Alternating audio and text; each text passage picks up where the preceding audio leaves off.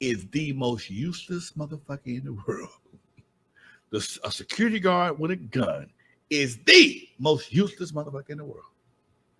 You can't. You are basically you are just a citizen with a gun that can carry it on other people's property other than your own. Your circumstances when you can use it in a defensive manner is just like a citizen.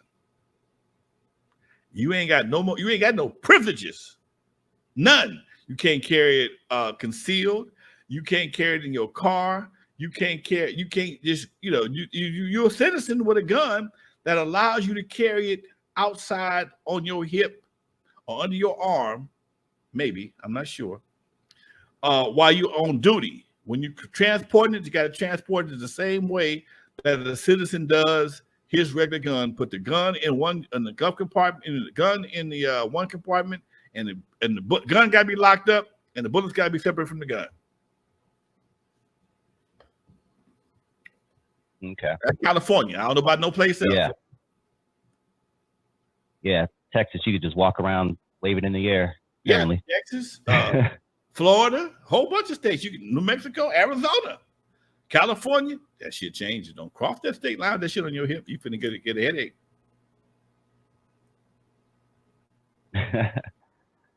Let's talk about something that we talk about every year around this time. Every year around this time.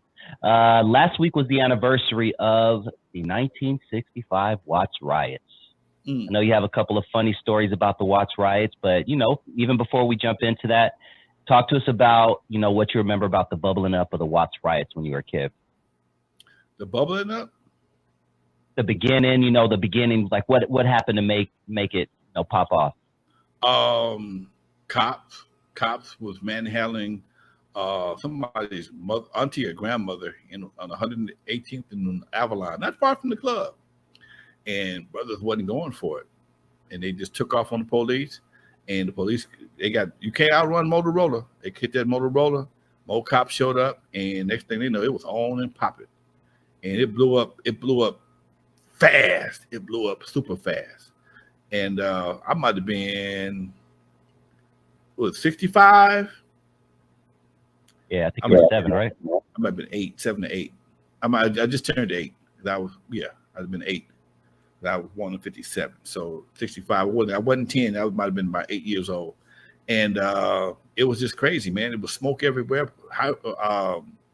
smoke everywhere. People walking down the streets with big TVs. We ain't talking about no flat screens, motherfucker. We not talking about flat screens, okay? We talking about the big ass tubes, okay? Not component sets. I'm talking about the stereo, the hi-fi your grandmama had. Cause your mama was in component sets. Your grandmama was in the hi-fi. And that something was about 6 feet long. It had a speaker, had a record player with a slot for your album on the side, another slot for your 45, speakers on the side. It had a little hood popped up. Oh yeah, they was hauling them down the street with baskets. Okay, it took two or three cats to get it home. But they was using that baskets as dollies coming down the hill because I live right down the street from a grocery store. And them big ass tube TVs, oh man, come on, dude. Everybody got caught. How people got caught though? Oh. The boxes. Just like they got caught in the riot. People had boxes outside. Folks would buy something, open them up, put the box out for the trash man. Didn't think about it. So happy to get it. And you see people come out with clothes, and the National Guard was everywhere. Even you couldn't even go out. You had to have not a pass, but you had to show justification to be out past a certain time. It had a curfew. On the streets, and cops would have the streets blocked off. You had to be going someplace, man. You just couldn't be out in the streets, dude. It was horrible, man. It was horrible. And did you understand what was going on at the time? Like, did it register in your brain as an 8-year-old kid that these cops beat this guy up and that's why they're burning the city down? No. Not at all. It wasn't until later on that somebody explained it to me and I started seeing videos and how cops was billy clubs and nightsticks. Well, nightsticks, same thing as billy club, dogs, everything, man. It was just really fucked up. And what I never understood is why we burn our own shit. I never understood that part. Why we burn our shit? I mean, even in 92, I remember in 92, man, folks was burning shit. I mean, you niggas don't plan on eating no time soon. And I tell you something else. Now, I live on the border between Gardena and Compton and LA. They rioted on 120th Vermont, and the police was blocked off, had Redondo Beach blocked off. Don't bring this shit over here. They had Paramount blocked off. You can't come over here. I'm hungry my ass. I tell you a crazy story what happened to me. I had a van, an Astro van back then, and the gas gauge didn't work. I had to go across town for something. This is right. It weren't rioting, but it was done rioting for a while, maybe a week or two after the riots. Ran out of gas on La Cienega, and back then it wasn't Obama yet. It was still MLK, and there was a Arco on the corner. There was a Target, Target on the corner. Had an Arco right there. I'm walking my happy ass down the street with a gas can. I go to buy some gas. He won't sell me no gas. No, you burn me down. No, you burn me down. Man, I'm trying to get home. I ain't thinking about your ass. No gas. You burn down. No, motherfucker, I'm not trying to burn you down. I had to pay a brother $1 to pump my gas when he was getting his gas for his car if I can get home. No bullshit. Wow. Yeah, you told that story before. That's crazy, man. Bullshit. Yeah, see, that was my era, 92, and one thing I didn't understand also was, why are we burning our own shit? Let's go to Simi Valley. And this is just my 12-year-old brain working at that time. So you were thinking the same thing during the Watts riots. Yeah. Why? Because we lived right by a department store and a grocery store, and it was called Fantastic Fair. One side was a grocery store, one side was a department store, and they had little shops inside the grocery store, insurance guy, cleaners, record store, all kind of little stuff that you can, other little services you can get. And they looted all that shit, man. And people come out the street with people's clothes. Broke into the cleaning store, all people's clothes. It was clothes. Nah, you go steal some cleaner clothes. They didn't even know what size you. It was stupid, man. Why would you burn down the insurance man? He ain't the only one got the paperwork. Little record store with little bitty small ass record store, man. Just enough room for some records, a counter, and a cash register. Come on, man. And they burnt all that shit down, dude. I mean, they looted all that stuff, and they looted the grocery store. And the store came back, but most of the people who were in the store, they didn't come back no more. I remember that's when we lost Whitefront on Imperial Highway. A lot of stores didn't come back. But I tell you what did change, ownership of a lot of the businesses in the community.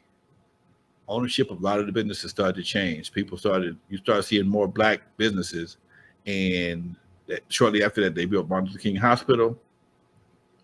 And you had black liquor stores, black laundromats. And because a lot of non-melanated people owned businesses at that time in the community. A lot of them left. Brothers stepped up. I guess there was some loan money, whatever the case may be. They was taking care of folks, and it was a better time. And then when crack came in, everybody that had liquor stores, everybody that had laundromats, they shot up out of here. Now you got some some non-melanated business people in the community again. We have about 5 minutes left. We can't end the Watts riot story without telling one of my favorite stories. I like to call it the cocked wig story about your mother. Tell us that story, man, from the beginning to the end. I'm 8 years old. Where I lived at, we lived on the corner, but a house went up on like a little hill. We had a little driveway, and we had a basketball court over the driveway, but we didn't have no gate on the driveway. And I was the only one authorized to go out to the street and get the basketball if it, you missed it or whatever the case may be, to bounce out in the street. I'm the oldest, so I had authorization. So one time the ball go out in the street, and I'm getting the ball, and I looked up, damn, it's a bullet, big ass M16 bullet. And I'm like, I'm the coolest kid in the block, 'cause I got an M16 bullet, okay? And I'm playing with this bullet, and my sister, she snitched on my ass. Mama, Eric got a bullet. My mama saw the bullet, beat my ass for having the bullet. Then, as soon as the National Guard showed back up, my mom had this wig. It was the most embarrassing wig in the world. It was like she wore like a baseball cap. This motherfucker be twisted and shit. She ain't looked in the mirror and did a damn thing. And she flagged these fools down. And me, my dad, and my brother, her sister sit on the side and watch my mom. My mom was like 5'2", cuss out a 6 foot tall plus country fed ass white boy. All he said was, "Yes, ma'am. Yes, ma'am. You got these rapping down the street with these doggone kids, dropping bullets on the street. What are y'all supposed to be doing? Probably protecting people." And blah, blah, blah. Yes, ma'am. Yes, ma'am. My daddy going, "Oh shit." You know, usually they take shit out on the man. My mother was like that. I was gonna say it'd be a different story if that was your pops. Yes, her and that twisted wig. Oh, she had the twisted wig and this old funky ass sweater she would wear. She would wear this shit on purpose sometimes. If you saw my mama pull up into school with the wig and the sweater, nigga, you finna get ass whooped. you finna get broke off. You finna get broke off. Either in the car on the way or at the pad. Because that was her. I can't leave. That was her. I'm in a hurry hat. Now she had some nicer stuff. She kept this one wig on one of them foam hats and she dropped that something on the head, wouldn't look in the mirror or nothing. Just take out, do what she gotta do. Okay. And she wore it to school because usually school, if I, it was a program or something, she'd always come in here looking nice. But if we messed around and got in trouble, it wasn't the twisted wig, and you got about 45 seconds to plead your case before she got the wizard on your ass. It is what it is. Damn, dude. That's one of my favorite stories right there, man. We only have a couple more minutes, Lonzo. Let's remind everybody before they bounce out to hit that like button, please. We really appreciate it. And once again, if this is your first time joining the channel, please hit that subscribe button. Much love to the chat. Vistalite, Blatarnio, Todd. Man, we got, of course, Marlon Cozy. Shout out to Eric Wright. Shout out to Rashard Cobb, Brandon Stowe, all you guys, man. We really, really appreciate you guys tuning in every week. But what's coming up next? Lonzo, anything coming up before we head out? We're trying to finish the Eazy Street documentary so we can screen it for his birthday on the channel, on our Compton Entertainment channel. That's the next thing on our to-do list. The video is finished. We just got to add a few things, some credits and some music, and we can drop the documentary for Eazy Street on Compton Entertainment channel, folks. It's about to go down. Took us long enough, but yeah. Nice. All right, folks. Dope. Yeah, man. All right, hit him with that outro, man. All right, folks. You know how we do it. For those who never heard of me, I'm the first one to put Dr. Dre in the surgery, stuck Ice Cube in the freezer till he got cold on the eve after dark, 50-yard line at the Super Bowl. In the movie Straight Outta Compton, they played me like a hater of rap. Don't believe that Hollywood bullshit because it was all cap. My history goes deeper than you will ever know. Just remember that N.W.A. stands for not without Alonzo. Peace, y'all. We out of here.